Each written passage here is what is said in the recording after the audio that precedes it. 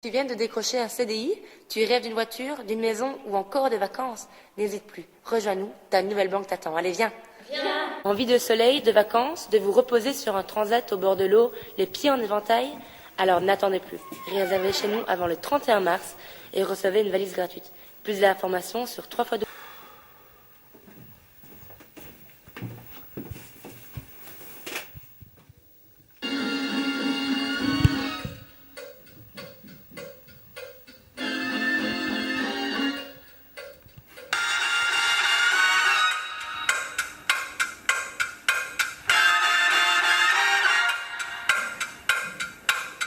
Mesdames et messieurs, bonjour et bienvenue à l'émission Qui suis-je?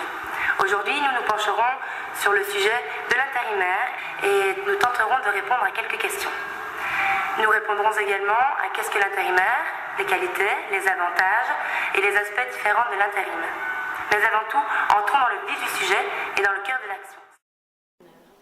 Moi, je n'ai que des avis positifs en général, dans la mesure où pour une patronne, un intérimaire, c'est quelqu'un qui est flexible, qui est disponible, qui bien sûr n'est jamais malade. Donc c'est vraiment les candidats les plus pratiques et les moins onéreux pour notre entreprise. Il faut juste qu'au niveau des agences intérimaires, la formation corresponde à ce dont nous avons besoin sur le marché du travail. Il nous fait appel à nous pour des manutentionnaires ou des choses comme ça pour une durée déterminée. Ça peut aussi répondre à un besoin pour l'entreprise lors d'une suspension de contrat d'une personne qui est en CDI dans l'entreprise. Donc si par exemple un travailleur de l'entreprise a une maladie, il faut remplacer cette personne-là et donc l'entreprise peut faire appel à l'intérim.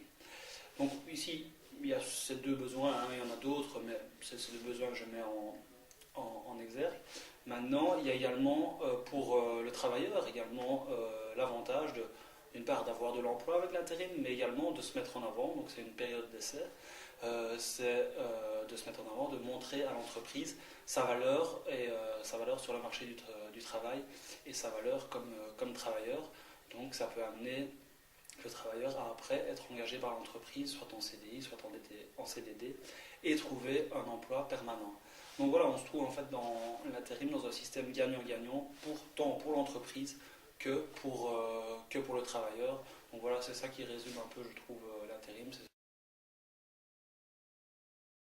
En tant qu'intérimaire, le plus difficile, c'est de se sentir inférieur face aux autres travailleurs. En effet, quand on travaille comme intérimaire dans une société, bien souvent on nous confie les tâches et le boulot que les employés ne veulent pas faire. Il y a une véritable discrimination entre employés et intérimaires. Je comprends qu'on nous implique moins dans la société parce qu'on est là moins souvent, donc on a moins de responsabilités et ça c'est tout à fait normal. Mais d'un autre côté, des fois on se sent vraiment mis à part et c'est très dévalorisant. Être intérimaire, ça veut aussi dire être disponible à tout moment. C'est-à-dire qu'on peut vous appeler à 7h30 pour commencer à 9h. Et bien souvent, on ne sait même pas en quoi consiste le travail. Et lorsqu'on demande à l'employé de l'agence, des fois elle-même ne sait pas non plus. Être intérimaire, pour moi, ça peut être une solution momentanée. Quand on est seul, quand on démarre, ça nous permet de se faire pas mal d'expériences différentes, on apprend à s'adapter. Mais à partir du moment où on commence à avoir des projets, acheter une maison, acheter une voiture, fonder une famille, l'intérim, ce n'est plus possible. C'est impossible d'avancer dans la vie avec un statut d'intérimaire.